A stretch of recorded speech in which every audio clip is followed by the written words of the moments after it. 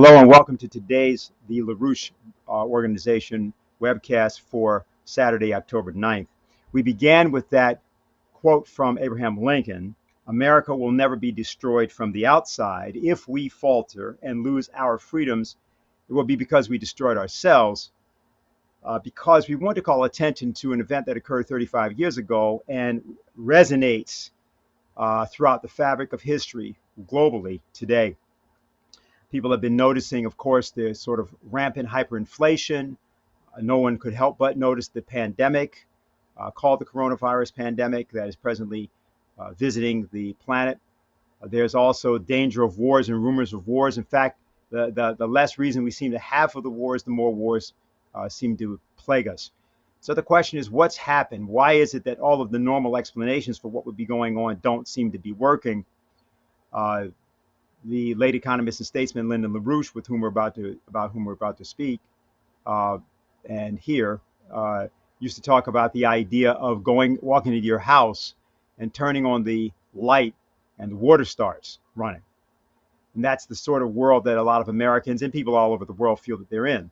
Well, 35 years ago, October 6, 1986, 400 federal, state, and local troops descended on Leesburg, Virginia, for the purpose of conducting an assassination of Lyndon LaRouche.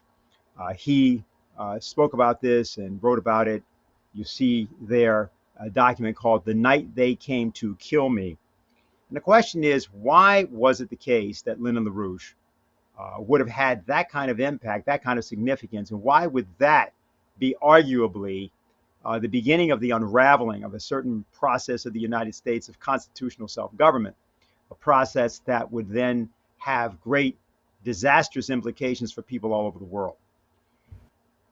The way we're going to choose to begin to introduce this and discuss this, to introduce our major presentation, which will be given by Harley Schlanger, whom everybody will be speaking to and hearing from in a minute, is to let Lyndon LaRouche talk about a certain nemesis of his, George Herbert Walker Bush, and the George Bush, pre-presidency George Bush, who was responsible for Lyndon LaRouche going to jail. And this is from a discussion that he did in Houston, Texas, in 1996, 10 years after that October 6th raid. I'll tell you the story. I don't know if you ever heard of it. You've ever heard of the angel who Okay, was called we have 7 minutes. Go ahead, the Dave. Bungler? Well, you should know about it because this fellow is the angel who was downgraded for allowing Truman to drop the nuclear bombs on Japan in 1945, in August 1945. And so to punish him, they set him down to be the guardian angel of Texas. Now, after that experience, Simon was rather cautious. He didn't want to report upstairs. He wanted to keep away from the head office as much as possible for a while because of the mess he'd made. But as luck would have it, you know, these Houston millionaires were setting up big prayers. And so he very reluctantly went up to the head office and he talked to his old swordsmanship teacher, the Archangel Michael. And he said, "I hate to bother you, but I'm getting strong prayers with a lot of money behind them from Houston. And they're upset about this sequoia forest in California. They want us to give them a sequoia forest larger than that in California next to Houston." So the Archangel looked at Simon and said, "They get a couple of bushes." But let's take the Bush case. What happened that's convenient?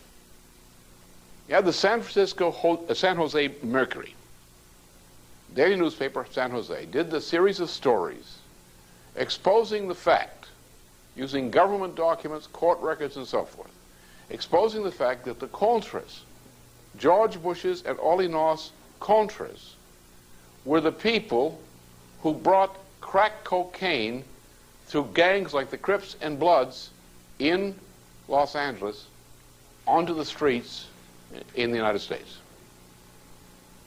Now, I can tell you how it happened. As in the end of 1989, why did George Bush invade Panama? To get rid of the guy who was interfering with his drug pushers. Noriega, in order to put George Bush's partners, the Cali cartel, in control of Panama, which is exactly what he did. Now, what was George Bush's position? George, in 1982-83, was given special appointment under National Security Decision Directives 2 and 3. He was not only the czar for offshore war on drugs, which is how he got the drugs in. The El Paso station on planes was the control point on planes coming into the United States. And George Bush's planes got through because the pilots had the codes to respond to the El Paso state control station to get through. And they'd come straight in the United States, or they'd go north of Cuba, over to the Bahamas, or into Florida. And that's how the coke get in. Now, marijuana was coming in. But why did George bring in coke? He brought it in because he had it. And the people who brought in the coke had been the people who had been bringing in marijuana from Costa Rica. Colombian marijuana, largely from Costa Rica. These people were largely parachutists and pilots who were also part of this skydiver parachute operation, which is a special part of our government, a private act to our government, which is called the knuckle draggers. It works under the Joint Chiefs of Staff. And these are people who are assets, like intelligence assets, who can be hired and brought into an operation, who've been used again and again and again. These guys often would train, for example, the 82nd Airborne in parachuting and things like that as contractors. And they would do this kind of work, and then they would also be encouraged to do this little extra operation, special operation, knuckle dragger. U.S. wants somebody killed in little wars run in Central America someplace. These guys join up. This kind of thing. So these guys were operating with this kind of They had connections. And therefore they were able to bring in large amounts of marijuana with their little planes. And the operation targeted through places like Arkansas, up across Texas, through Arkansas, across the border, through Mexico, though that was partly a different operation, up to Minnesota, up to Illinois, also by way of Florida, or by the Bahamas in fast boats across the shallows into Florida by night. One day, George Bush got these guys with the aid of the U.S. government, and a fellow called F. Lee Bailey was also turned up in this business. And they said, okay, we got the goods on you. Now you're going to work for us. And so he said, you are now going to haul cocaine. Why'd they haul cocaine? Because George Bush had it. The cocaine was gotten from the Cali cartel and also Medellin. Not money, the cocaine itself. Though they may have gotten some cash here and there along the line. So suddenly you have George Bush, who's head of this organization, Don Gregg under him. Third level down is Oliver North, and a lot of other people. Ted Shackley from the Laos operation, the guy, the Bay of Pigs, Shackley, so forth. They're all together in this operation, working for George Bush. And George Bush has got a contra-operation. He also has an operation, a gun-running operation in the Iraq-Iran war. He's running it together with the British. He also is involved in the war in Afghanistan, which is again a drug-financed war, largely drugs. There were Saudi contributions, other contributions, largely drugs. The British ran it, but the United States, through Bush, was involved in it. It was running all over the world, up to $1.5 to $1.7 trillion a year in the 80s in illegal or other kinds of arms traffic and drug traffic, which is what the heart of the international finances was. So George had himself a big hunk of cocaine, which is normally given to him to finance the contra operation. Well, what did he do? He dumped it on the street, undercutting the market, undercutting the existing cocaine distribution in the United States. How did he do that? Well, what he did is he took something that had been taken back from the streets called crack cocaine, and he unloaded crack cocaine into the ghettos. And therefore, we have maybe 100, maybe 200,000 people sitting in prison today who are doing Vice President George Bush's prison time. What you just saw was from 25 years ago, but is it? Did you just see a potential explanation for the assassination of the president of Haiti? Did you just see an important background explanation for the origins of the war in Afghanistan? In other words, the problem with the personality of Lyndon LaRouche was he had this proclivity to tell the truth at inopportune moments in ways that people who had great power in the United States, in fact, would have even more power than after that 1996 speech you've just seen. He had the proclivity to tell the truth regardless of their power. It's called speaking truth to power. But there was a reason that he did this. During the period, particularly of the 1995-96 period, exactly when that was actually recorded, Lyndon LaRouche was also beginning a process of describing to people a fundamental shift in economy, the effects of which we are seeing play out right now, particularly in the recent weeks and months of 2021. And this is something that he also discussed at that same occasion.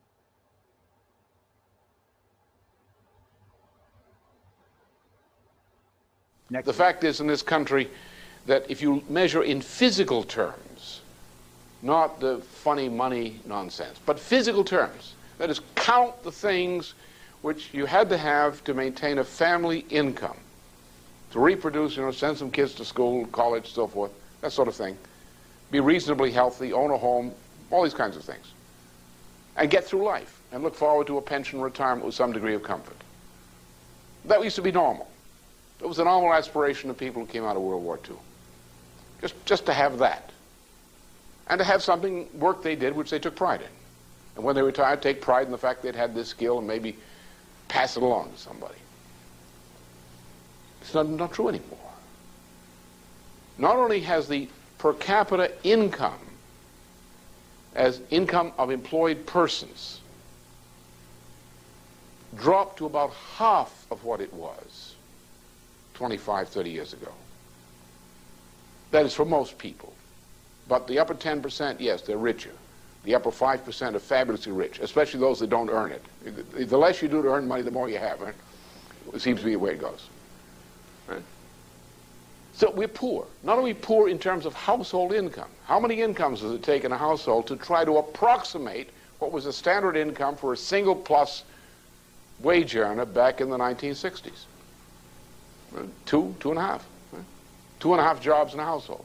To try to approximate what the income was, say, of a single wage earner in a family of someone who had some kind of skill or business back in the middle of the 1960s. We'll then look at other things. What about our infrastructure? Let's take, for example, here. How old are the aquifers, and how long ago should they have been fixed? What about the Oglala Aquifer? What has that got to do with resources in the future and the prosperity of the country? We could have fixed those. We didn't. What about the rail system? What about the power systems? Do we get enough power? We only get by because we're shutting down business.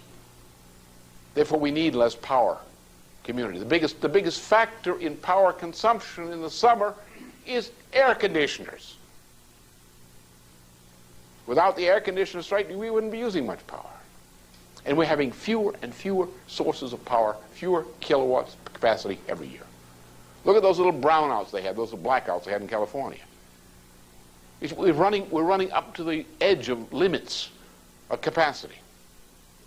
A slight strain will break it. What about agriculture? We don't produce enough food to feed the United States anymore. Oh, we produce some grain. Some of it you wouldn't want to feed the cattle, but we produce it. We export it. But we don't produce in leafy vegetables and other things. We are not producing in terms of cattle, in terms of meat. We're not producing enough.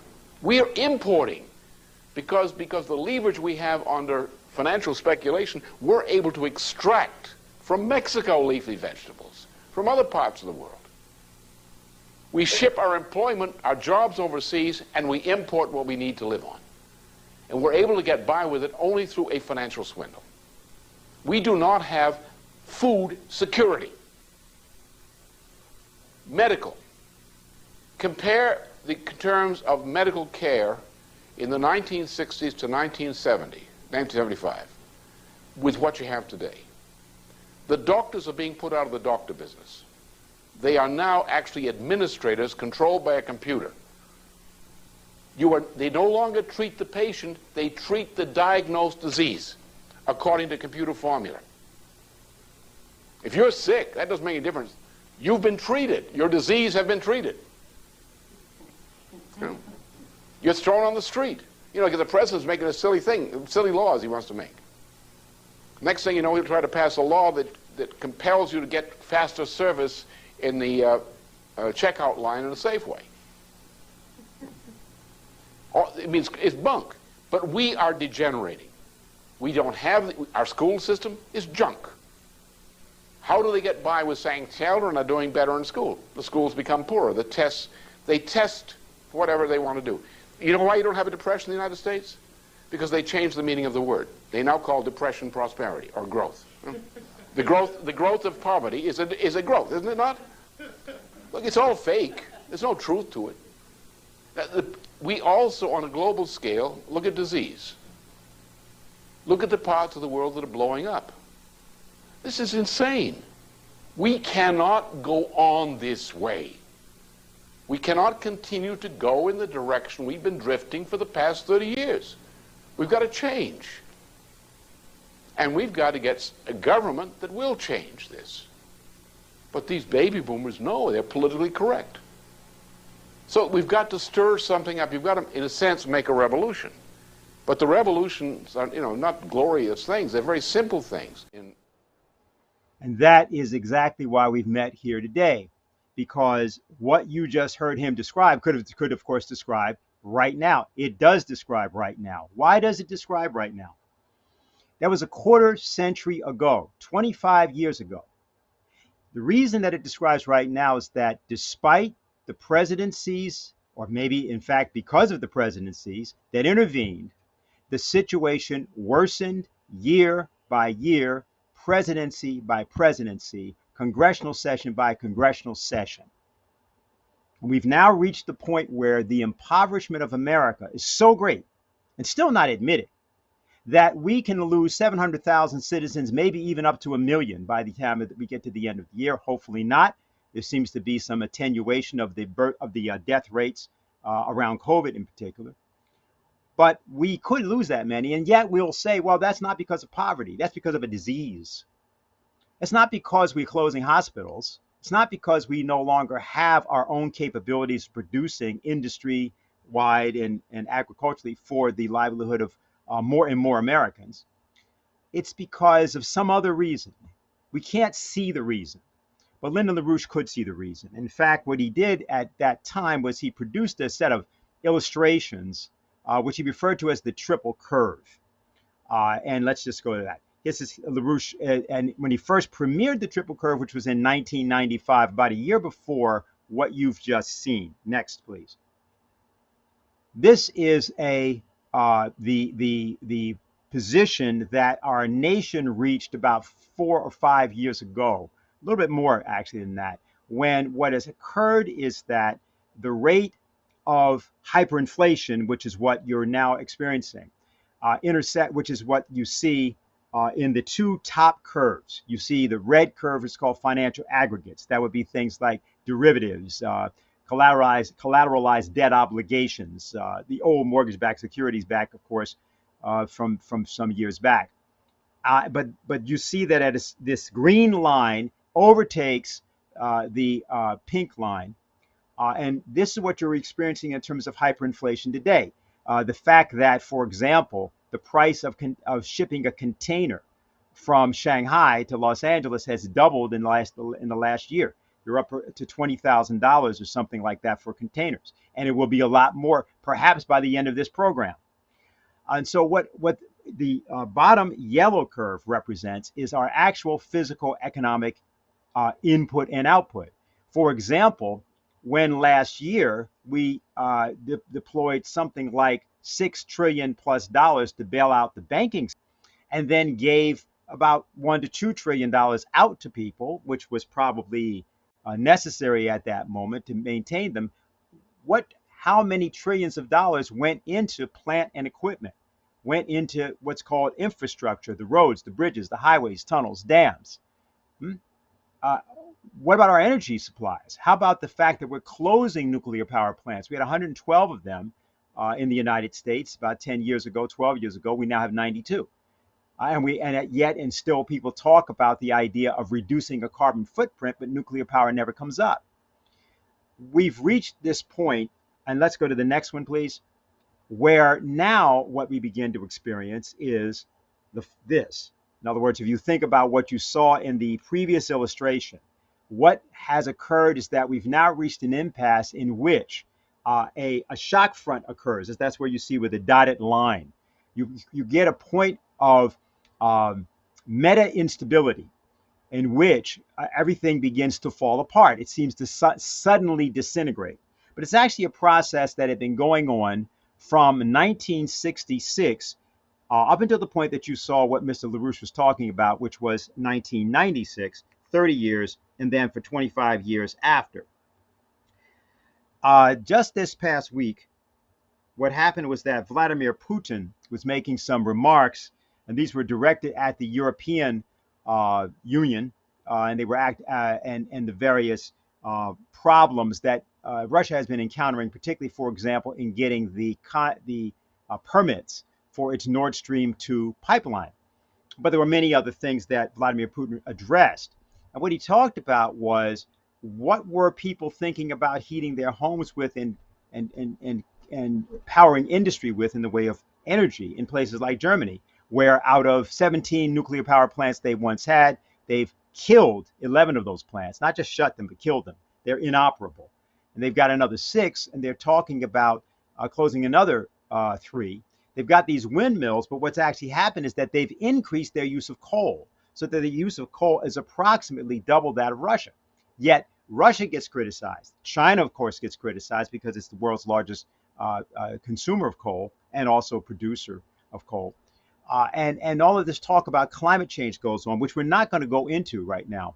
But there was a very specific importance to what Vladimir Putin had to say. It was an article that appeared this past week in the London Guardian, which referenced Russia's experience with attempting to implement the kind of crazy monetary policies that presently dominate the European Union and the crazy Green New Deal policy that is being attempted by the present Biden administration, along with many other administrations around the world, what is called financial regime change. We're going to refer to what that article says. It said that during the 1990s, Russia suffered an economic catastrophe with the equivalent of $20 to $25 billion leaving the country every year, and the gross domestic product falling nearly 40% between 1991 and 1998. Now, let's note that that is the period in which the Soviet Union disappeared, and then Russia, was there by itself. And at that point, Boris Yeltsin came to power, and what happened was that it opened up completely to the West, and something called shock therapy started. And there was Jeffrey Sachs, and there was Robert Strauss, and there was the idea that Russia was going to now become the new frontier to prove how radical economic reform and market economy and capitalism could somehow create the greatest success story since the beginning of capitalism. That was the idea. But instead, what happened was that the Soviet Union, which had the second largest economy on earth, today, this year, thanks only to a reliance on Soviet-era fossil fuels and arms export industry, Russia hovers just outside the top 10 in total economic output, ranking below Italy and India, but still manages only 78th place below Romania in per capita GDP. I just want to continue one last part.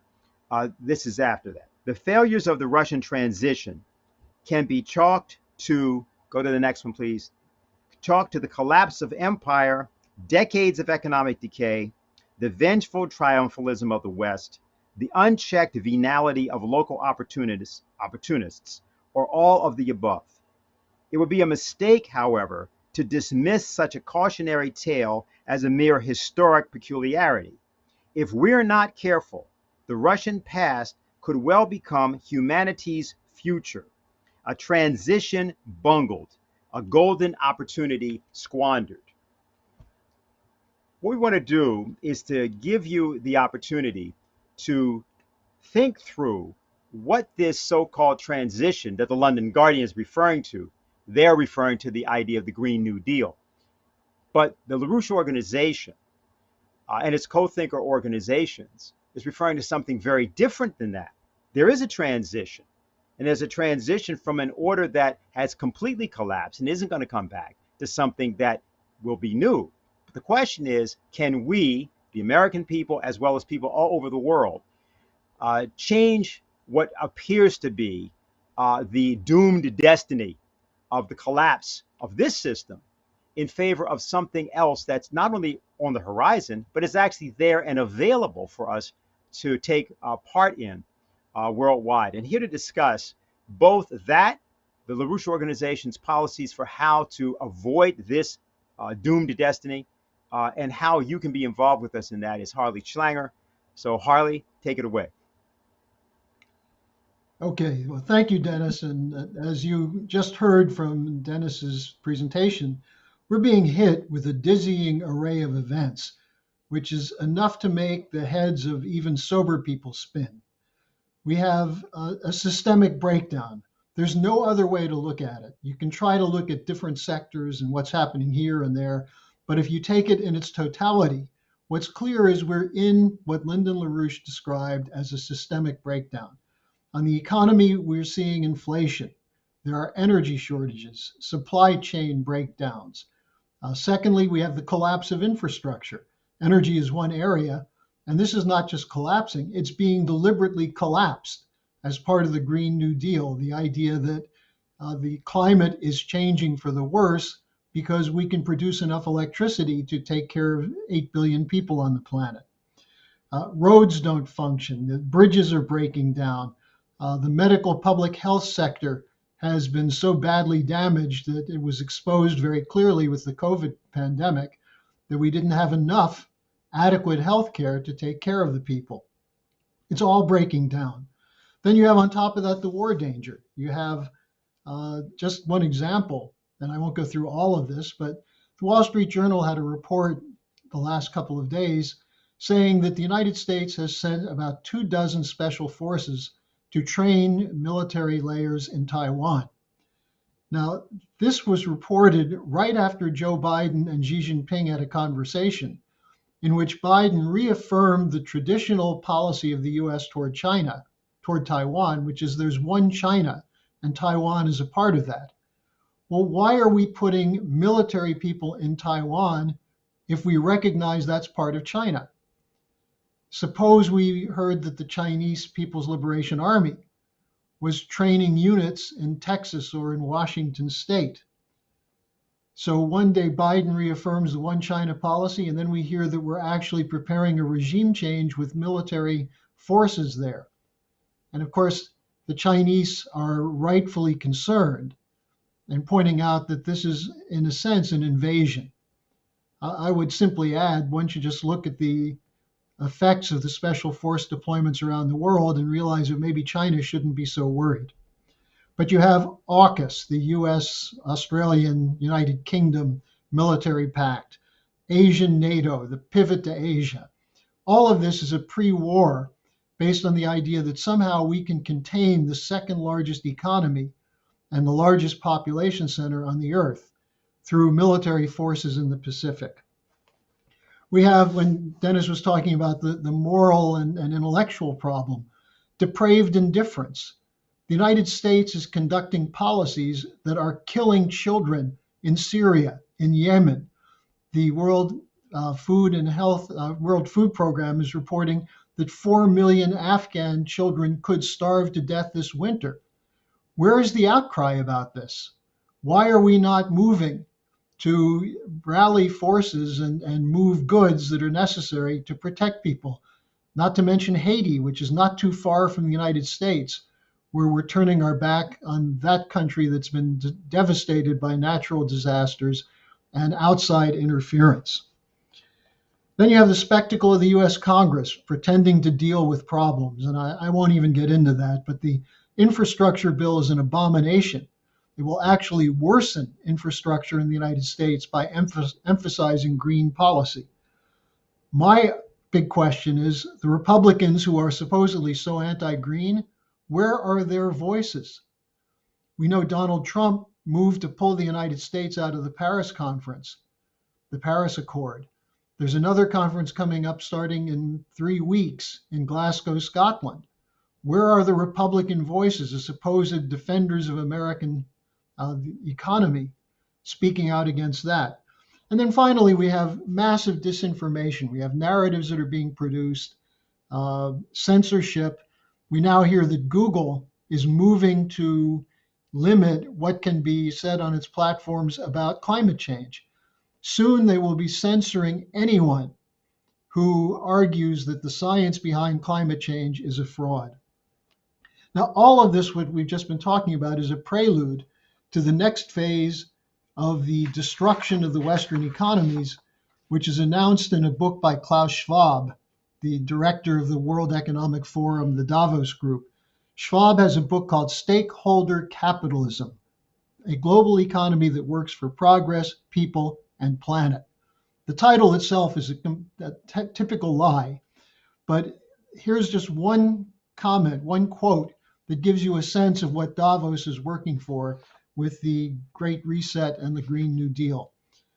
He attacks the idea of infrastructure building in Ethiopia. And he says, this reveals the central conundrum of the combat against climate change. The same force that helps people escape from poverty and lead a decent life is the one that is destroying the livability of our planet for future generations. The emissions that lead to climate change are not just the result of a selfish generation of industrialists or Western baby boomers. Schwab writes, they are the consequence of the desire to create a better future for oneself. Now, he's arguing that the attempt of people in poor countries or even in richer countries to provide a better future is what's dooming the planet. That's the kind of fake scholarship that actually is nothing more than lies to defend what we should call correctly a fascist depopulation policy.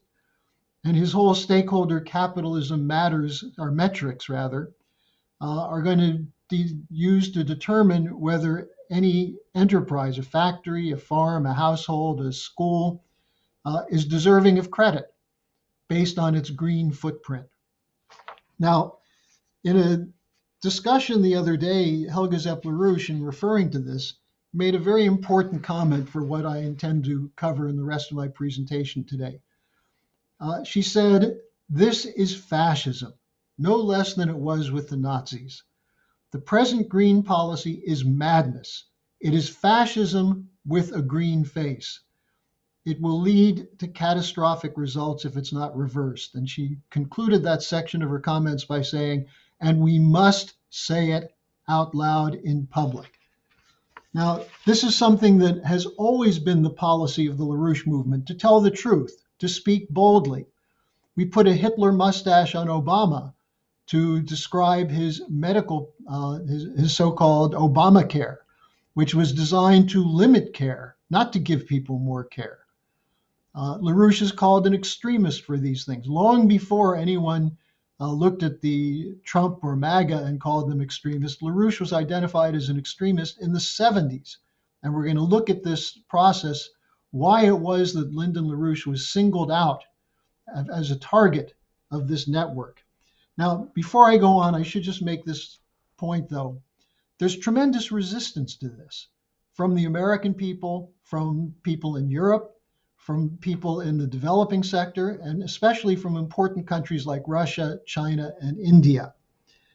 Speaking for the poorer countries, the Indian energy minister said, people want development. You can't take that away from us. Schwab, in a sense, was echoing what Greta Thunberg said in a recent conference in Milan. where she said that the cause of the problem today was the Industrial Revolution. We need to go back before the Industrial Revolution. Well, they're less than, actually, I think less than 1 billion people on the planet then. Maybe, I don't have the exact figures for that. But they are talking about massive population reduction, and they're going about it through a top-down fascist reorganization. So the idea that LaRouche is extreme, no. He's precise, and he's been prescient. Now, the work of Schwab and others is defensive, and that's something people have to realize. They think these are such powerful forces, but they're in a desperate drive to reinforce what they call the rules-based order, a unipolar system where the policies can be made in the City of London, Wall Street, and Silicon Valley and imposed on a reluctant population. Now, this system goes back, as Dennis was saying, to the mid-60s. I'm going to take it from a 50-year arc from 1971. And we're going to take a look at a special segment of that arc, the 15 years between 1971 to 1986, to see the pivotal importance of the leading opposition figure to that transformation, that negative transformation. That leading opposition figure was Lyndon LaRouche. And to his death, he continued in that position. And today, the LaRouche organization represents that leading opposition worldwide. The attempt to stop the consolidation of this global fascist empire. So last week was the 35th anniversary of the Great Leesburg Raid. This was something which I think people would be shocked if to read about it today, because many were shocked by the heavy-handed policy of the FBI against Roger Stone, the storming of his house, 26 to 30 armed FBI agents, news cameras, 6 in the morning, disturbing the neighborhood, his wife, his family. And for what? For a lie that was concocted by Robert Mueller. Now, that was considered heavy-handed. What happened on October 6th, 1986 was much more heavy-handed. There were 400 officials, law enforcement, FBI, state and local police. There was a helicopter flying overhead. There were jeeps. There were armed personnel carriers. There may have been some tanks.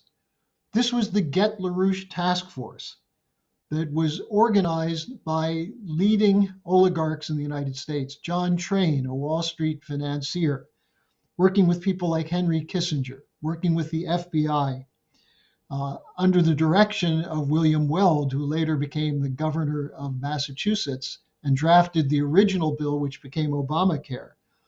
And one of the operatives of the Get LaRouche Task Force who ran the case against Lyndon LaRouche in Boston was none other than Robert Mueller. Now, LaRouche explains why this happened. And I want the first post to go up to give you a sense of how LaRouche described this. You saw earlier the article, "The Night They Came to Kill Me."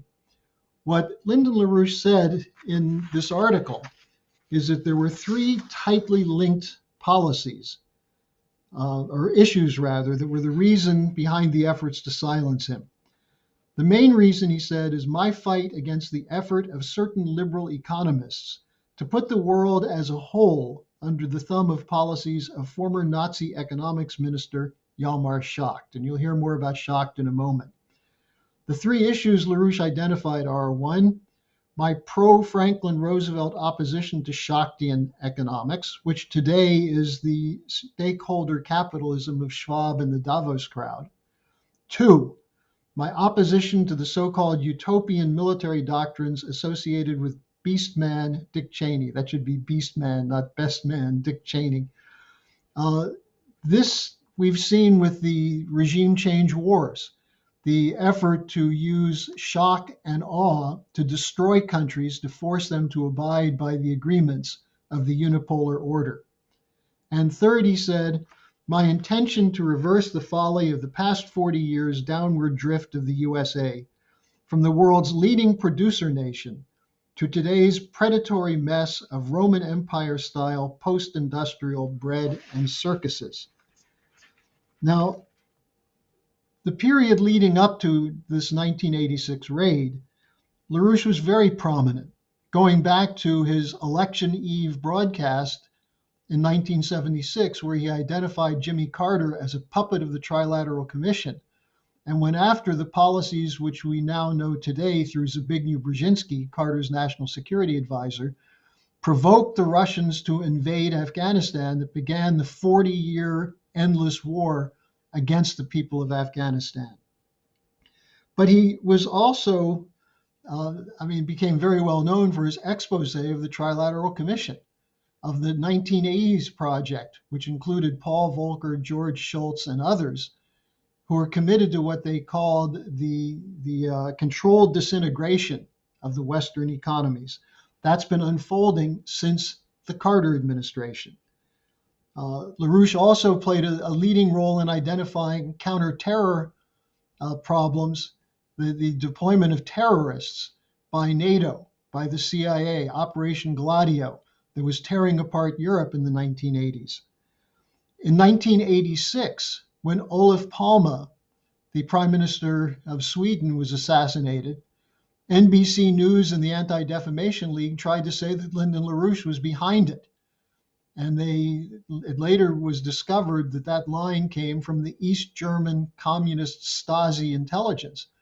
And yet it was all over the United States media that LaRouche and his associates were responsible for the Palme assassination. Also in March 1986 was an election in Illinois in which two LaRouche associates won statewide nomination to Democratic Party candidacies for lieutenant governor and attorney general. And there was evidence from pollsters that the LaRouche movement was gaining strength all throughout the United States. Now, it was at that moment that the raid was conducted. But again, we have to go back further to see why LaRouche was such a threat. And I want to give you a chance to take a look at what Lyndon LaRouche did in a very famous debate with an economist named Abba Lerner, who was a left liberal, maybe social democrat, who was considered to be adequate to counter Lyndon LaRouche on behalf of a group of economists who were threatened by LaRouche's growing hegemony on college campuses. The reason LaRouche was gaining this hegemony was because he had forecast what no one else did. That is, that there was a breakdown of the Western system, of the Bretton Woods system, and he forecast that it was going to be, that there would be a break with that, which occurred on August 15th, 1971, when Nixon was convinced to take the dollar off gold reserve and establish a floating exchange system, which we've had to the present day. Lerner was a prominent liberal who was put up to counter LaRouche. And I want you to look at this video excerpt to get a sense of what they were discussing, because what LaRouche he starts with is explaining why Lerner's approach, which is the approach of the neoliberals today, will ultimately lead to fascism. The trouble with heat, which Professor Lerner doesn't seem to grasp, is that in the ordinary course of events, economic teaching in universities is more like the practice of a priesthood than anything to do with reality. It's simply something you learn, you don't use it in business much. Point of fact, most business economists or most practicing economics in business do not have an economics training, but usually in industrial engineering or some other type of training. However, in the course of a crisis, these abstractions, which are the priestly affairs of economic education, which you have to learn to pass the course primarily, become something more than abstractions. They become something relating to concrete policies which affect the lives of people. And they have consequences for people. And thus people who are too divorced from reality, seeing these abstractions merely as innocent intellectual toys, lack a grasp of the blood concreteness that these abstractions sometimes lead to in practice. And therefore, since the lives and well-beings of millions and even billions of people are at stake, that an error in the domain of abstraction is not an intellectual error. It can be a bloody crime against humanity. A professor who says innocently, the economy, from my point of view, would be better organized if certain administrative arrangements were made, does not necessarily think out to the kind of administrative arrangements which in practice realize that very innocent practice. Professor Lerner may attempt to divorce his economic policies from the policies of the government of Brazil and see them in abstraction and detachment from that. However, you cannot carry out the economic policies which are recommended for Brazil without having the kind of government which makes those economic policies work. You could not have the kind of policies which are recommended, which he's recommended as a classic austerity policy for increased unemployment. Now, it is classic in the sense that this is precisely the policy of Schacht from 1933 on in Germany, in which wages were frozen to prevent the inflation and in order to increase employment. He may personally detach himself from that, but it's not possible for the politicians who accept his advice to detach themselves from the kind of government and the kind of procedures which enable those abstractions to become reality. And that has to be grasped, because now no longer is economics merely a plaything of an obscure corner of the academic priesthood. Now economic policy is that which determines the lives and daily lives and conditions of people. The form of economic policy determines the kind of government which is necessary to carry it out. And the only kind of government which can carry out the kind of policy which Professor Lerner recommends in all well-meaning, all good intention, would have to be a Bonapartist or fascist government. Bonapartist or fascist government. What's he referring to? The kinds of economic reforms that Lerner was talking about, that today Schwab and the Davos billionaires and the Mark Carneys and the Finks of BlackRock are talking about, can only be implemented under a global central banker's dictatorship, in which power is taken away from sovereign governments, from nation states, from elected representatives, and put in the hands of technocrats, the same way that Milton Friedman and George Shultz did to the Pinochet dictatorship in Chile. They used a military dictatorship to impose the austerity that they said was necessary to save the economy. In other words, kill people with fascist policies to save the economy? No, to save the corporate cartels. Schacht was a product of the corporate cartels and the trusts that came into existence after World War I and after the Versailles Agreement. These were corporations that included leading US, British, and German corporations in steel, in rubber, in energy, in banking. They chose Schacht as their representative.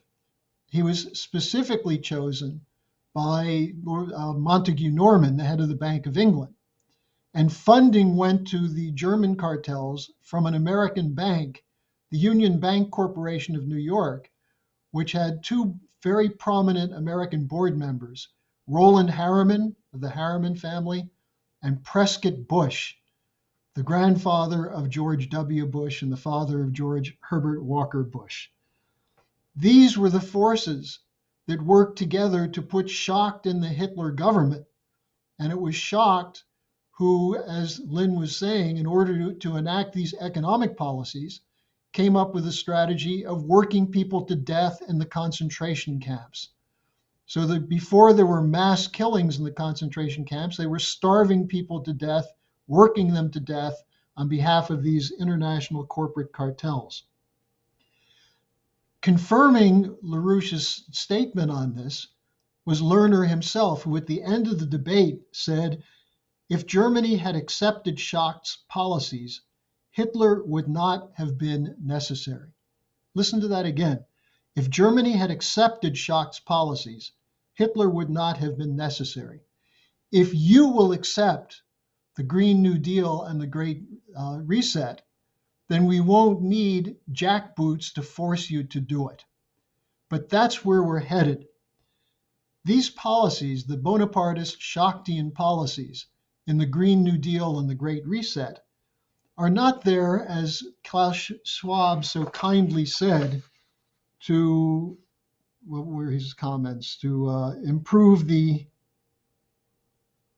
to lead people from poverty and so on, to create a better world.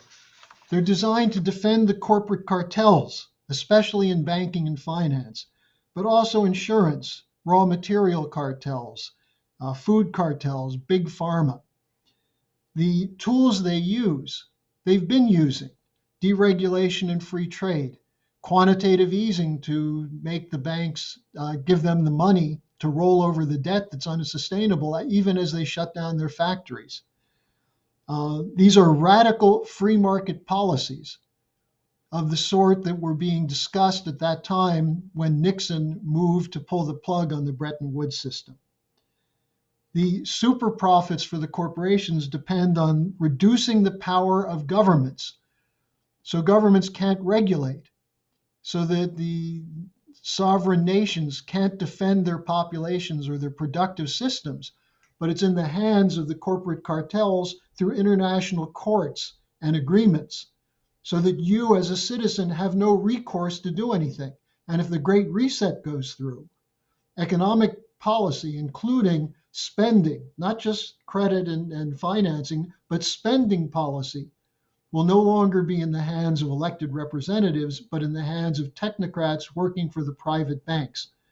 Now, having seen the recent fiasco around the budget discussion and the debt ceiling in the United States, you might say, well, that's good. We don't need the Congress to do that. We do need the Congress to do it, but we need a better Congress. If you take that away from elected representatives, as Schwab is proposing, as Lynn said Lerner's policies would require, then you take away the power of people to protect and defend the general welfare, which is the preamble of our Constitution. The result of Shaktian policies on a worldwide basis, through the implementation of massive austerity, including energy austerity, would be mass depopulation, precisely as advocated in 1975 in Henry Kissinger's National Security Study Memo 200, which Lyndon LaRouche made a big issue about. Precisely as the International Monetary Fund has demanded throughout the last 50 years, which we've fought every single opportunity. So when we're looking at this fight, it's not adequate to be roped in to the traditional profiles of left versus right, socialist versus capitalist, free market versus government. Those are designed to manipulate the suckers to get into a fight that cannot be won. And while you're fighting, the policy of global depopulation is marching ahead. I'll give you one simple example. Remember in 2009, 2010, the debate over Obama's medical policy, the Obamacare policy. There were two complementary processes underway. On the one side, the Tea Party, which was opposed to the bailout, and Occupy Wall Street, which was opposed to the bailout after the 2008 crash. Both of those tendencies had common interest in stopping the control of corporations over government policy. And yet, the Tea Party called itself right and made a commitment to cutting taxes as the first priority, whereas Occupy Wall Street never really had a coherent strategy. And so instead of coming together as a force with a program, which would have been LaRouche's program of putting the banks through bankruptcy reorganization, restoring Glass-Steagall banking separation, of investing, having an infrastructure program based on a national banking system, making credit available for the physical economy for real production rather than for bailouts. Instead, they fought impotent battles, and we ended up with a Congress that has gotten more and more degenerate each sitting. Now, it's through the corporate cartels running the governments that we see this policy carried out. And this is the British imperial system, the attempt to move us from an American presidential system into something in which parties controlled by special interests determine the policy. And whoever you vote for doesn't matter because it's coming down from higher up. And that's what Schwab and Mark Carney and these people are trying to push through. And their only problem is how to get people to accept these policies. Well, our suggestion is, and the reason we went through this tonight or today, is for people to take a look at LaRouche as a figure who was universally reviled by the enemies of America and the American system, who was set up for being killed 35 years ago on October 6, 1986, because he was growing in stature as an international figure. And our movement was growing, our solutions were catching on. Today, the proposals that we were making in the 80s and 90s have become the center of international fight. The Belt and Road Initiative, nuclear energy as opposed to green and environmentalism. These are the battles we were waging. And today, global development is at the center of this. Now, some people try to characterize LaRouche as someone who is an American first figure, similar to what some people characterize Donald Trump as. Lyndon LaRouche was never for America first. He was saying that the American Revolution is a model for a global reconstruction, and that the moral test of America is, do we carry out our revolutionary tradition to decolonize the world, to give every child of every nation the opportunity that we give to our cherished American children. And that means a modern healthcare system. It means energy production. It means full set infrastructure and machine tool development based on science and technology so that we can increase the productivity of every single worker. That's how you reverse the triple curve collapse, by increasing the productivity, by investing not in worthless financial instruments, hoping to make some extra bucks, but in which we have a credit policy which goes into the physical economy and into the development of our population for the future. That means a new financial system, a new Bretton Woods. And that's how we solve the problems in the United States. There is a growing awareness that something has to be done, but it needs to be attached to a serious program. That Lyndon LaRouche's program has been the most serious and potentially effective developed in the last 50 years is attested to by the extent to which he was attacked. He was the original target of cancel culture. Rosenthal, a writer for the Washington Post, I believe it was in 1978, wrote an editorial saying no journal should ever, no newspaper should ever mention the name Lyndon LaRouche unless you're going to attack him. This is a perfect example of what we face. And yet his ideas have taken hold throughout the world. And I would urge you to, in thinking this through, go to our website and study some of these reports, look at some of the videos, read some of the articles like The Night They Came to Kill Me, to get a sense of what kind of an American Lyndon LaRouche was. And then to join with us, with the LaRouche organization, to carry out LaRouche's program for the future of our country and the future of the world. So that's my report for today. Thanks a lot, Harley. I've already gotten in several questions, but I want to do is we don't seem to have a graphic of this. So I just want to show people, if we can see it, that yes, that isn't too bad. The coming U.S. economic miracle on the new Silk Road. Yes, this is the pamphlet that we're getting out, and we want this reproduced massively in the United States. You may say, well, people are, physical pamphlets, that's not so good. Well, actually, if you try to go on the internet and talk about various topics right now, you don't seem to be finding too much of a friendly reception. Luckily, some of us who had never abandoned the printed word realized that it's often a lot of the time very important to be able to compile for people something they can put in their hand and that they can study, which is why we prepared this. It has 14 different sections, which discuss several questions. For example, conquering inflation and depression with Glass-Steagall and development. Actually, we got a few questions, two questions on that topic.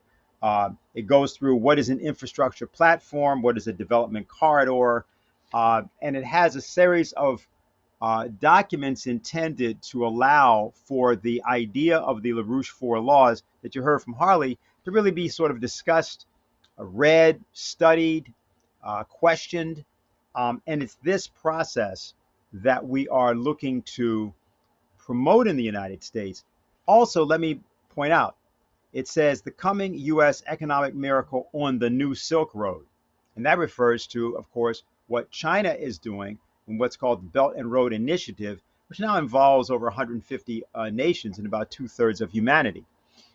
This is something that the United States should have been jumped on right away. Matter of fact, the United States should never have abandoned its industrialization, which it more or less did 50 years ago, partially prompted, in fact, by this silliness of what was called back then environmentalism, which prevented nuclear power from being advanced, the very same nuclear power that would have eventually rendered fossil fuels essentially obsolete. You would have had no reason for them. In fact, the idea, if you really wanted to do anything about coal or oil or whatever, you would do precisely the opposite of what we're doing right now. You'd have a crash program of perhaps 15, 20 years duration to develop a nuclear fission and fusion. But in that context, you would want to use as much of what you had in fossil fuels to prompt that. And no problem to do a crash program like that. If you just think about it the way that the Apollo project worked, it'd be pretty obvious why that would work. If you think about, like, say, a 3-stage rocket, a booster rocket, you would use the oil and gas and coal capabilities as a kind of booster. But what you're actually doing is you're factoring in and you're weaving in nuclear power capabilities, both in terms of fission and fusion, as you go along. And so if you just look at that, this is the sort of thing that our document is intended to create as a discussion. So let me just ask you, Harley, this is sort of two questions in one. Let me just get it here. And it was, how can the hyperinflation be stopped by using the four laws of LaRouche? And the person, there's sort of a question, what's the difference between hyperinflation and austerity? How are they the same or are they different? So that's basically the questions. All First right. question. Well, the way you stop hyperinflation is you stop printing money to bail out worthless instruments. I mean, the hyperinflation is not caused because we're running out of coal and oil. You take the energy situation, for example. There's hardly, I think something like 40% of the gas stations in the United Kingdom have been shut down because there's no gasoline available. You have nitrogen prices skyrocketing. You have all across Europe, the energy costs are going up. It's not because we've run out of oil or natural gas or nuclear power or coal. It's because there's a policy to stop using these. And as a result, you have shortages that are artificially created. But that's only part of the story. The real hyperinflation comes from the bailout of worthless corporations and financial instruments. Almost between 40 and 45% of corporate debt from 2018 to 2020, and I haven't seen the more recent figures, but in that period, 2018 to 2020, close to 50% of corporate debt was issued at the level of junk bond or just below junk bond status. In other words, they offered high interest rates because they needed cash. And where did they get the cash? From the Federal Reserve. The Federal Reserve made money available to banks through quantitative easing, and the banks made the money available to companies that should have been put through bankruptcy. So you stop hyperinflation by stop printing the money and putting through an organized bankruptcy process, a bankruptcy reorganization of firms that are bankrupt. These are called zombie corporations. That's a technical term because they don't make enough profit to cover the interest on their debt. Now, in September of 2019, this became a systemic crisis. And what the Federal Reserve did is increase the lending through what's called the repurchasing agreements or the repo lending. And initially it was $20 billion a night, then 30, then 40. It was up to 150 billion a night. Now, what are these overnight loans? It's a company that has to make a payment in the morning and can't do it. So they give some of the financial instruments they're holding, or bonds or corporate debt, to a bank in return for cash to pay down their immediate payment. And then they buy it back the next day from the Federal Reserve or whatever. How do they buy it back? Quantitative easing. Now, we're seeing a different process in China right now, and there's a freak out on Wall Street about this. It's the Evergrande case. Now, China has had some companies that moved into speculation, similar to the United States, and they're not able to pay their debt. So what the Chinese government has said is that they're going to reorganize the debt as to different tranches, different priorities. One priority, which is the Chinese homeowners who gave contracts with Evergrande to buy homes, they'll be protected. But the speculators will not be protected. The government will not bail out the speculative debt. This is what Lyndon LaRouche proposed in 2007, 2008. In July 2007, he warned that we were headed toward a banking collapse based on the mortgage-backed securities, the huge increase in prices for homes, and so on. And that blew up in 2008. At that point, Lyndon LaRouche said, we need a bankruptcy reorganization, not a bailout. And he proposed something called the Homeowner and Bank Protection Act, in which the commercial banks would be protected because these are banks where people have their deposits, their savings, their business accounts.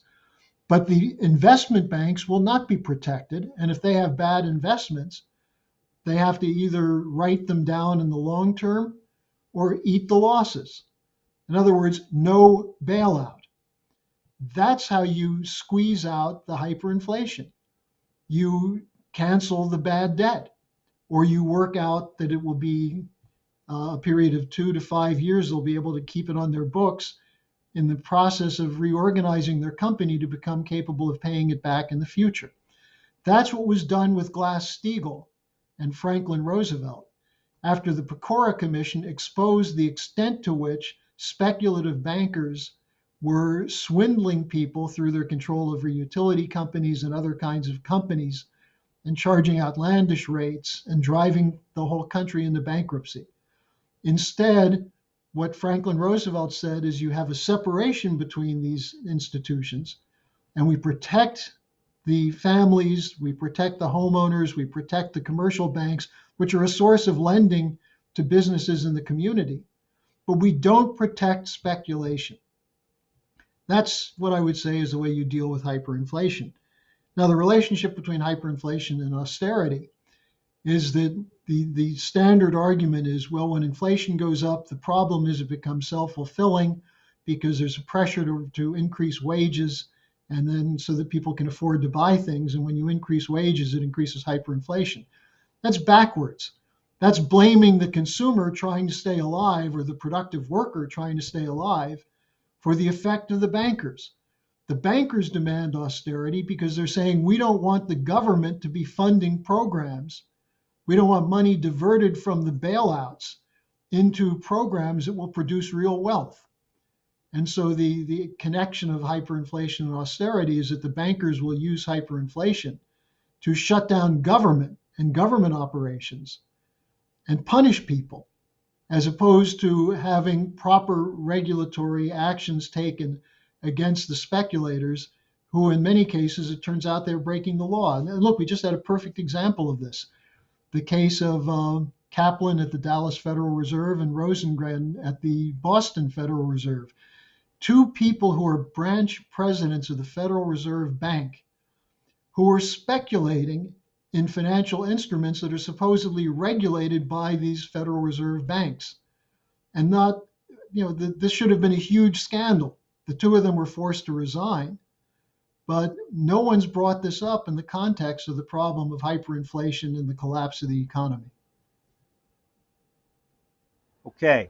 And we do now have a graphic of the pamphlet, if we can put that up so people can see it again. The Coming U.S. Economic Miracle on the New Silk Road. So if we can get that up. And while we're getting the graphic up, Harley, I'll ask you the next question so you can begin to think about it. And the question is, why do Schwab and the World Economic Forum of Davos need the deal to run their bank bailout?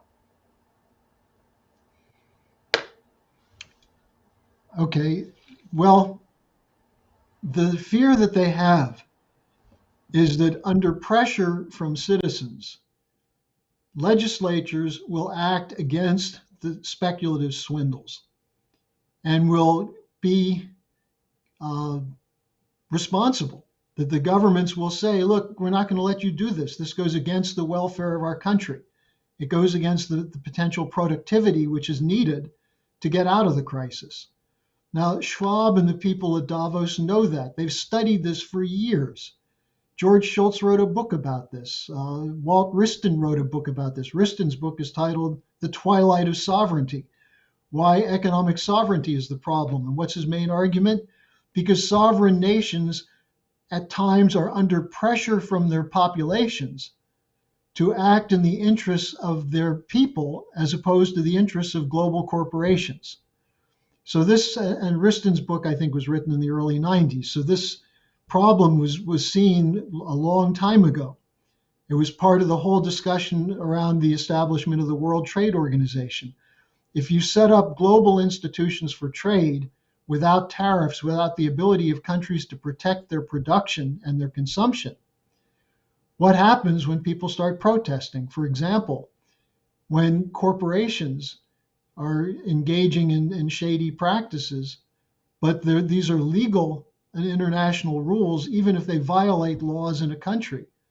The country no longer has the sovereign right to bring a legal case against that bank or financial institution or corporation.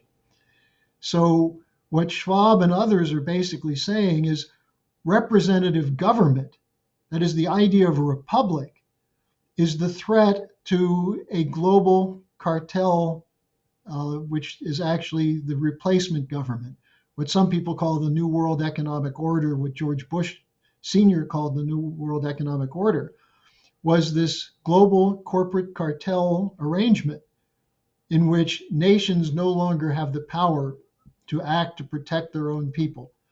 The American Revolution was made against this.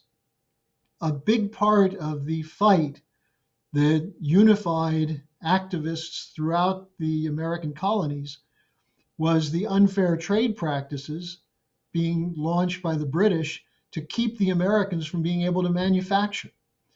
And so one of the most important issues for Hamilton, Alexander Hamilton, the first Treasury Secretary, was protective tariffs, not to punish other countries, but to protect industries so they could develop in the United States. And it was an effective policy, and it's still effective today. So what Schwab and others recognize is that in a globalized world, the beneficiaries are a small group at the top, and the rest of the world is essentially treated as peasants with no rights. And if you take away the power of nations to defend those peasants, then you have no problem enforcing the laws. That's what the rules-based order is. That's what the American military is being called on to defend by attacking countries like Iraq and Libya and Syria, countries that were actually developing, but were developing in a way that was moving away from the existing institutions of international finance. Okay, very good. Thank you. Well, there's several questions. Let me see how I'm going to do this. Well, also, do we now have the graphic and can we show it so people see? Very nice. Coming U.S. Economic Miracle on the New Silk Road. And we are asking that the pamphlet is not being sold. Pamphlet is we're giving it away, but we want contributions to help us get that out. We've printed only something under 10,000 initially, but the idea is to get those to organizers, and then the organizers begin to get it out. Sort of those who want to do a kind of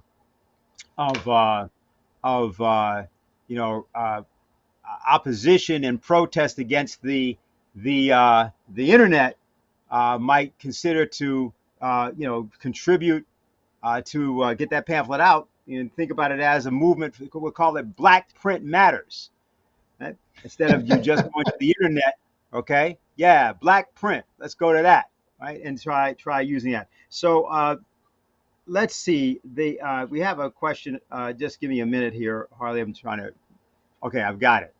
Is this? Can you talk about the character assassination that has happened with Lynn and his organization? One of the things that happens when I meet someone and tell them about our organization, they always say, "Wow, this is great.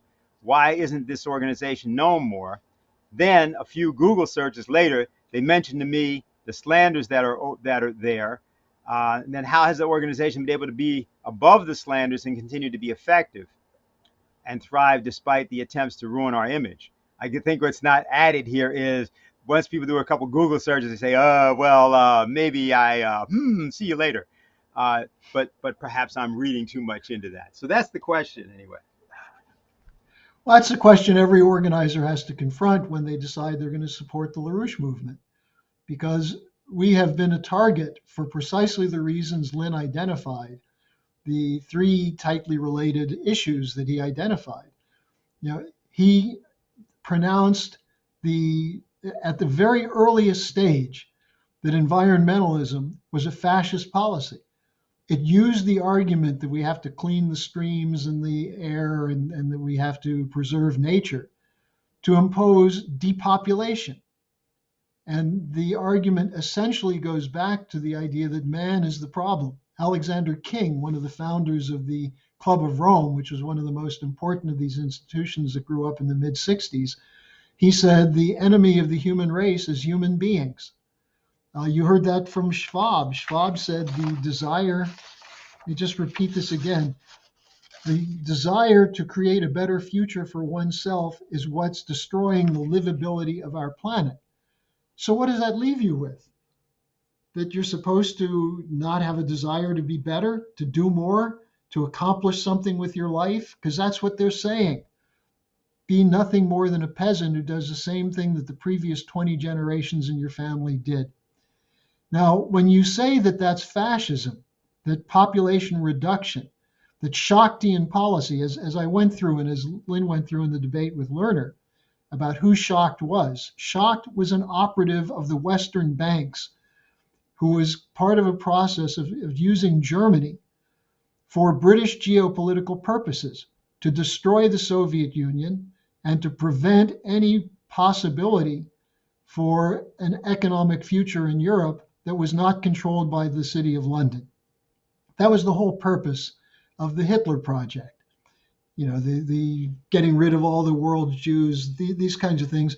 That was not the central feature of Nazism. It was the destruction of human civilization, organized by people in Britain, the United Kingdom, who are oligarchs, who believe that they're inherently better because of their racial purity. So, when you look at this question of calling Nazis Nazis, well, unless they're wearing swastikas and speak German and lived in between 1933 and 1945, you can't do that. Well, what was the pledge at Nuremberg? Never again. It was not against Germans, it was against the depopulation policy. And what Lyndon LaRouche showed is that this is a continued intent of a section of the British ruling class that pushed eugenics, the idea of racial inferiority of certain groups, that used that as a policy matter. That today says there are some people who are useless eaters, not worth keeping alive, like the children of Afghanistan, the children of Yemen, the children of Syria. Let them go. We don't need them. The old people around the world, let them die off from COVID so that there'll be more room for those who are left. More room, Lebensraum. That was Nazi policy. And so when Lyndon LaRouche says that, you're breaking the taboo. You're not supposed to say such things. When you point out that the British were behind Russiagate, well, for the longest time, people said, well, isn't it possible Trump really was working with Putin? Well, we've waged big fights on these issues, and we've been called extremists. We've been called all sorts of things.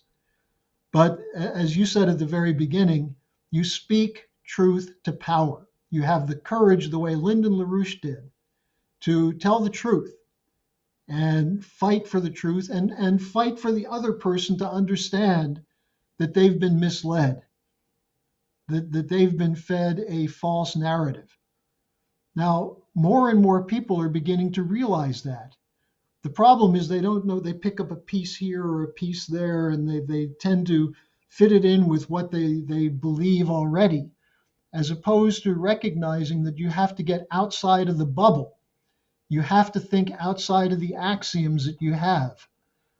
And that's what's really frightening. I mean, a lot of people who like what we're saying and say, well, I don't want to join an organization that's so discredited on the internet. That's not really what their biggest problem is, because if they knew we were right, they wouldn't give a damn what Google says or what's in Wikipedia. If they really believed what we were writing about the human being as a creative image, or creative being in the image and likeness of the Creator, who has a responsibility to develop the planet, and they were really committed to that, why would they care what Eric Schmidt or Facebook or Yahoo or any of these others say about their organization? You fight for the truth. But the problem is that people don't necessarily agree that they want to go into that and take that task on. And that's why they're susceptible to social media, susceptible to the pleasures of video games and pornography, because it's much easier than fighting for the truth. And then you look at what was done to Lyndon LaRouche. Lyndon LaRouche, as Ramsey Clark and others have said, was made an example. The same way Julian Assange is being made an example. If you fight for the truth, we can destroy you.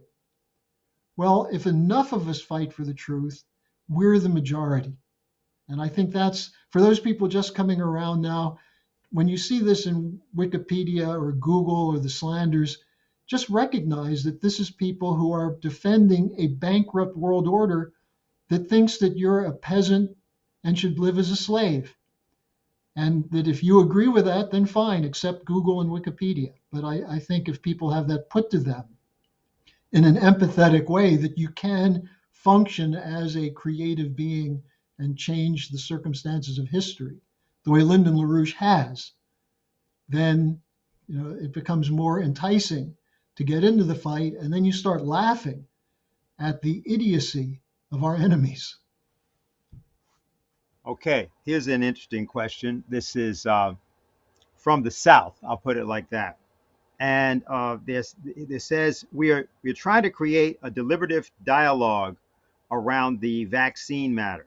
We are personally opposed to the vaccine, but we are also thinkers. We know that the lack of health care is and lack of hospitals and doctors is a more fundamental matter than the particulars of the vaccine. But we cannot trust the pharmaceutical companies. And LaRouche in the 1980s questioned AIDS very clearly. So how do we go about, and how should there be a discussion about this matter that stays away from name calling and finger pointing? Well, there are a couple ways to approach this. One is, much of what is being written about how bad the vaccine is coming from people who are not virologists, who have not studied and been involved for a long time in this history of taking on viruses. I just was listening to a discussion the other day where they were saying that there have been people working on vaccines to counter these kinds of SARS-type illnesses, working on it for 25 years. And so the argument you hear on the internet, well, this was a snap done, it was done overnight, but it was done by people who have had a long history in this. And I find it ironic that much of the anti-vax policy comes from people who are supporters of Donald Trump, when Trump was the person who legitimately and courageously fought to get a vaccine out. Now, why is it necessary to have a vaccine?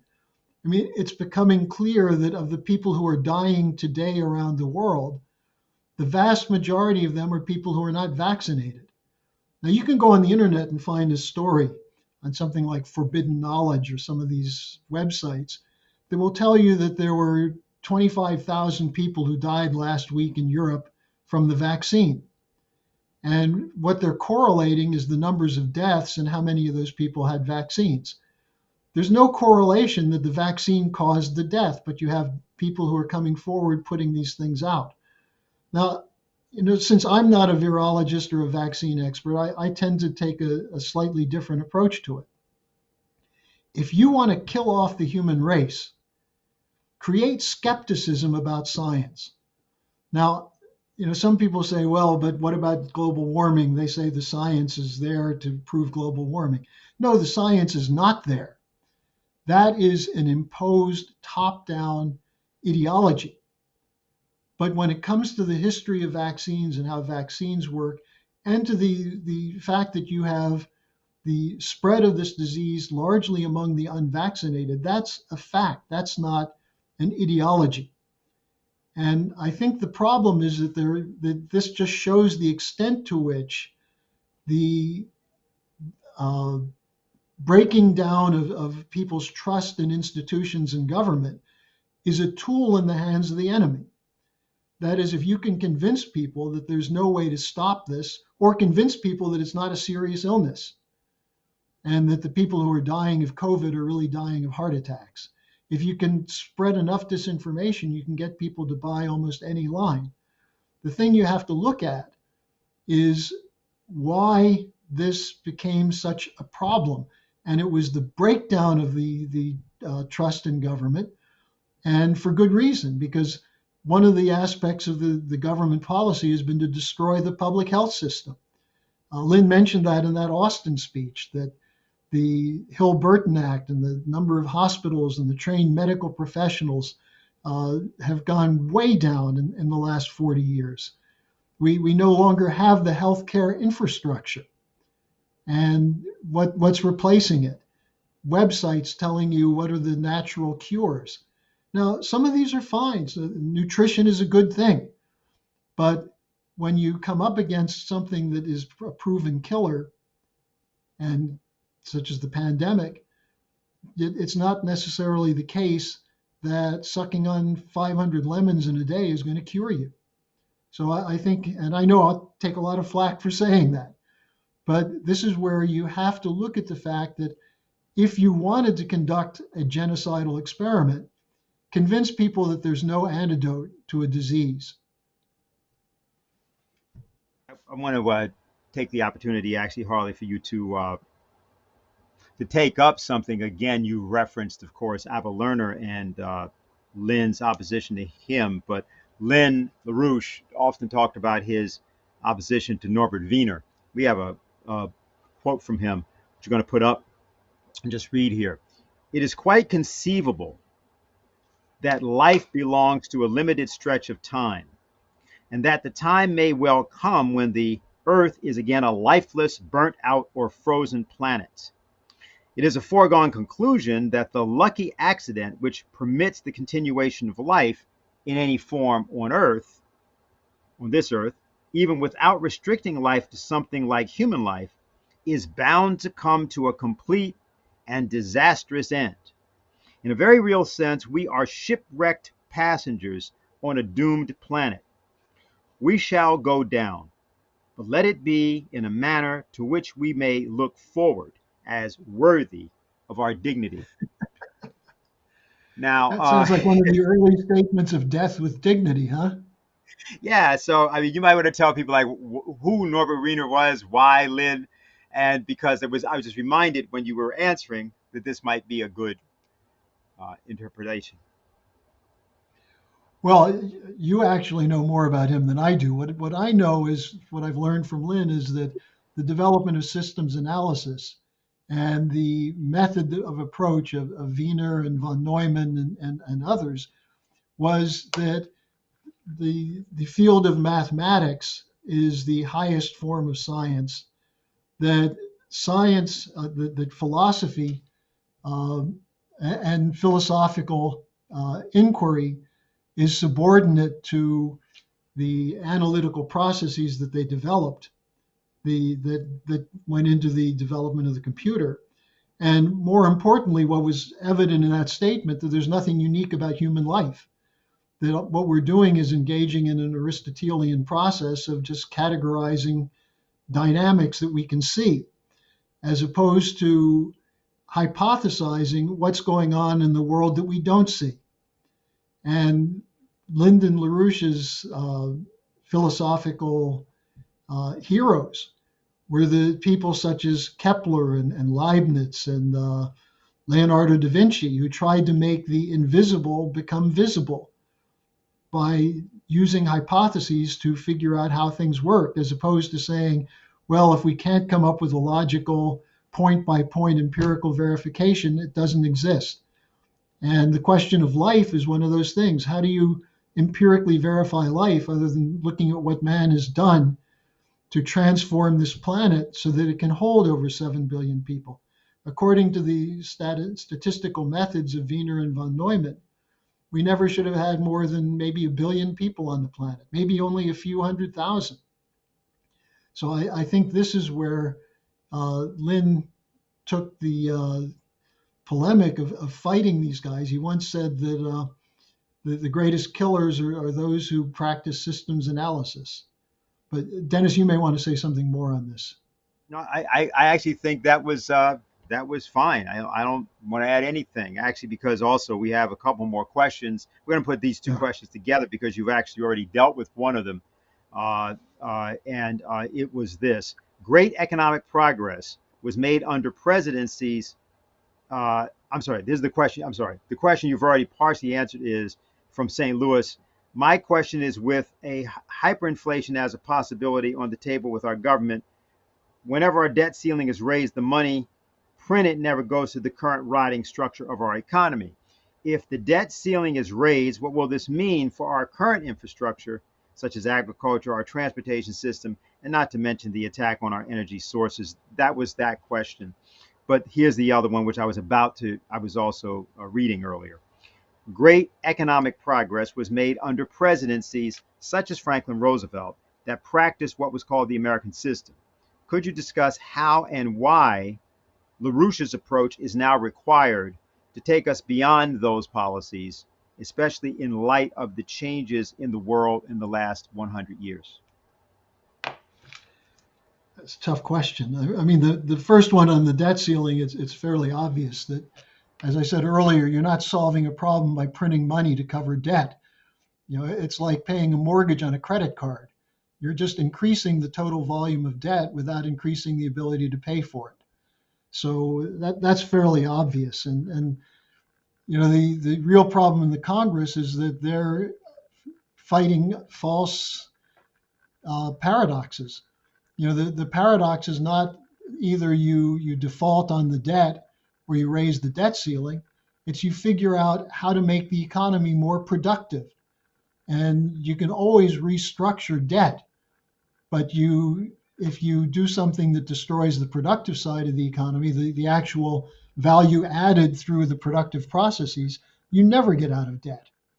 Now, the question on LaRouche's four laws, what is added, I think in a sense, what he argued is that most of it is there in the Hamilton policy, the Hamiltonian credit. Hamilton was a great believer in infrastructure, and also his Society for Useful Manufactures, one of his reports to the Congress, was essentially how you increase productivity through scientific applications of new technologies, scientific discovery. What I would say Lynn is adding is looking at the whole question of the processes of life and bringing in the work of Vladimir Vernadsky and this question to the noosphere. What is the source of improvements? And it's not tinkering, it's creative discoveries. It's the development of the human mind as a physical force in the universe. That is, ideas as a physical force, that you're taking something which exists, a dead planet, in terms of elements that are there, with living processes acting on the antibiotic. But then there's something higher. There's the human creative mentation, which figures out how to use processes in the biotic and the abiotic spheres to increase the capacity of man to advance. And this, I would argue, is implicit in the four laws, but it's worthy of its own individual pursuit. This was the discussion, the dialogue LaRouche was having with the top scientists of Russia, people in Italy, people all over the world. And this is the kind of discussion which really should be taking place now. And that's why the space project is so important. And I think it was, 1988, LaRouche did this campaign advertisement, The Woman on Mars. Was it 84 or 88? You probably remember. But it was about the importance of getting outside of the Earth's environment into the extraterrestrial world to be able to have a better capacity of viewing what other processes are shaping life on our planet. And we see this now in terms of the foolishness of the so-called Green New Deal, which basically says that cows farting and automobiles driving is what's causing climate change, when in fact they leave out what scientists have always known as the main cause of climate change, which is solar radiation and changes in the atmosphere, above the atmosphere, related to planetary motion, positions of the galaxy, and so on. Well, to get outside of our own atmosphere, to set up observation points, including human observation points on other planets, opens the door to enlarging our knowledge of this process of human creativity transforming the biosphere. And so I would say that's probably what LaRouche added most importantly. But I think you find if people really study the four laws, you'll see that he's put in it the means by which we can break the back of hyperinflation and, more importantly, break the back of the financial oligarchy and do it on a worldwide basis. That's probably the other point. Hamilton doesn't talk about the global implications, at least in his reports to the Congress, but Franklin and Hamilton and others were very much focused on the possibility of the American system transforming the rest of the world. And Hamilton himself was very interested in how the United States could aid the process of development in Haiti. Yeah, I'll just mention that in terms of the what you were asking about the woman on Mars, to be precise for everybody who wants to know, it was for the 1988 campaign. It was actually recorded during the late summer, early fall of 1987, and I remember it because I was with Lyndon LaRouche at the time. He was his associate Alan Salisbury, now deceased, is a very close friend of mine, and that begins with a scientific problem, just in terms of what you're proposing. Is at the very beginning of that broadcast, generally thought about as being sort of just a graphic. But what happens is that there's a graphic of the planetary system, and then there are some notes played, which are the tones of the planetary system, or at least the way in which we chose to illustrate Kepler's conception of the planetary system. And then what happens is that the beginning of Mozart's Dissonance Quartet is played. And so there's a question that has been posed by LaRouche, which most never think to investigate at the very beginning of that piece. And I just wanted to make sure I told this to people, because some of the musicians who are out there in particular, as well as some of the scientists, might want to investigate that question that he's posing to everyone at the very beginning. He doesn't talk about it, he just does it, and it's posed from the very beginning. So that's just for anybody that wants to look up The Woman on Mars and take a look at the first 3 minutes and wonder what we're even referring to. So I just wanted to mention that. We actually want to uh, show here, sort of as we draw to conclusion, a final portion from that 1996 discussion, which I believe Harley was probably at actually, and it's LaRouche Yeah. discussing, yeah, LaRouche discussing his idea of the importance of what he called the flanking maneuver, or the flank in the mind. And so we're going to play that and then let Harley respond to what he sees. In 1793, France was a mess. They had a bunch of baby boomers, Robespierre and so forth, making a mess of the place.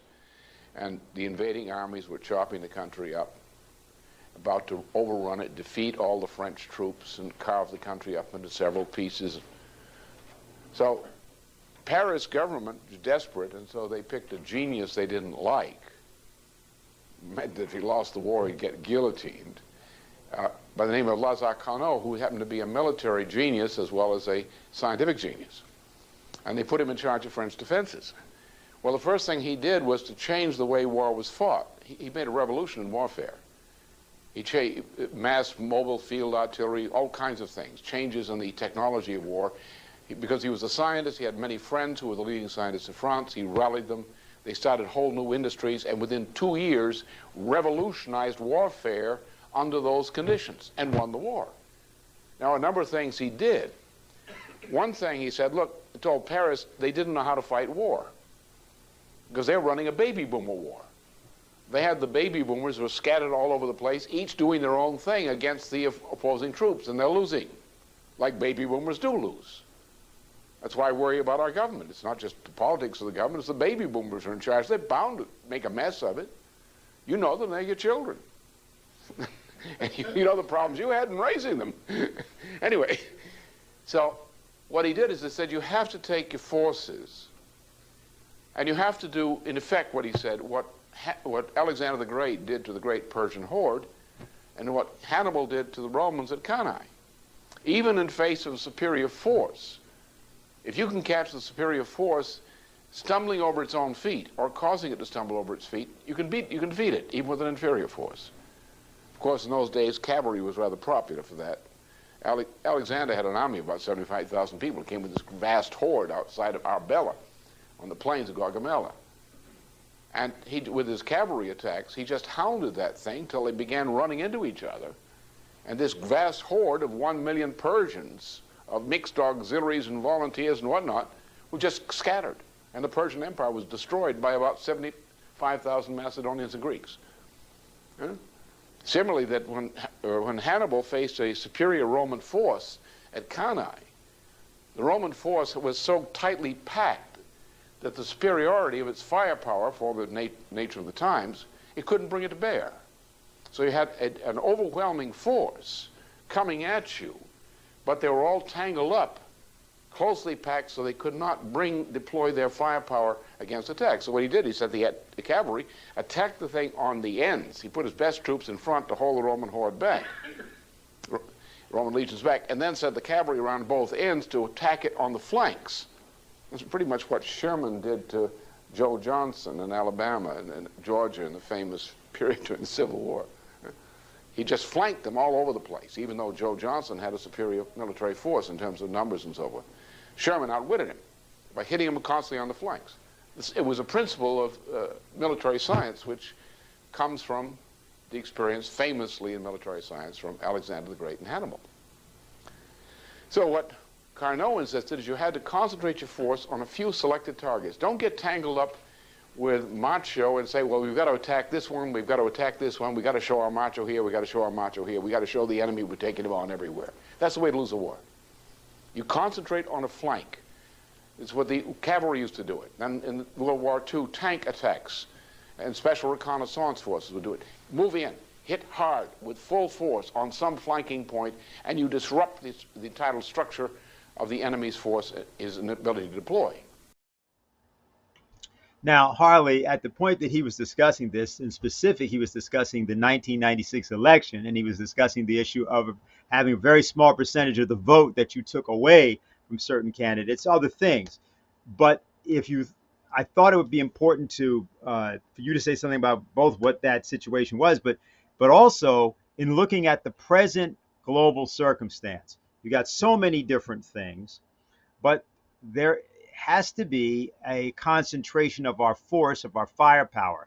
And I think the question is, why is what we're doing, especially for example around the Green New Deal or certain things, but why this idea that Lynn is saying here about this flanking process? How come this is the right way to do it? Well, I don't know if it was at that particular presentation or one before or after, but he said the principle of the flank is you hit the enemy on a flank they don't know they have. That your enemy thinks their forces are arrayed, like Schwab today, the Great Reset, and so on, and you find an area where they don't expect it because they can't think creatively. Now, as he was speaking, what occurred to me is the principle of the flank for today. Take this question of the Thucydides trap. The idea that historically you have a constant trend in which one great power starts to decline and another one comes up, and they always end up in a war. And how do we avoid that war? Or how do you win that war? Now, what we've just seen in Afghanistan tells us that in the small wars, there's no military solution unless you completely obliterate the country, which we've tried to do in several cases. Or in a bigger war, you end up with the danger of a thermonuclear annihilation of the human race. So where's the flank if we're going to compete with China, if we're going to take on China? Well, this is where we ought to think about what Xi Jinping means when he says a win-win option. Suppose the United States were to say to China, instead of opposing the Belt and Road Initiative with all the phony attacks that are coming from the very same people who are pushing the Great Reset, the Chinese are not going to go with the Great Reset. They're not going to go with the Green New Deal. Why not join them? That's the flank against the international oligarchy. If the United States would join with Russia and China and say, okay, let's take Afghanistan reconstruction as a test case. If we can work together to do some good, if we can find mutual benefit for our country, your country, and a third country through reconstruction, through bringing in the Belt and Road Initiative, instead of trying to stop it. What's the benefit of stopping China and other neighbors of Afghanistan from trying to modernize Afghanistan? That we have to have revenge against the Taliban? What about the millions of children there?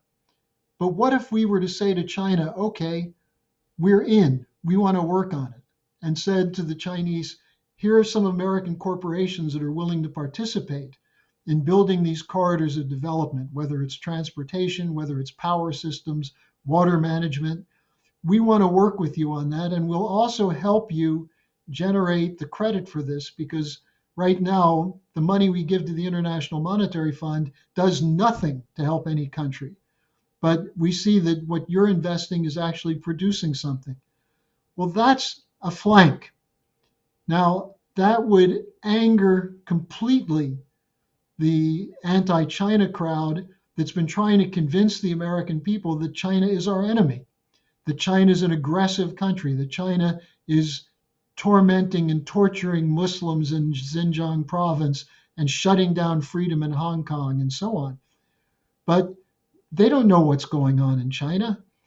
And in fact, you talk to people like Bill Binney and Snowden, they'll tell you that the so-called social control system in China is modeled on what was implemented in the United States under the Patriot Act. So what if we give up these ideologies and say, let's work together.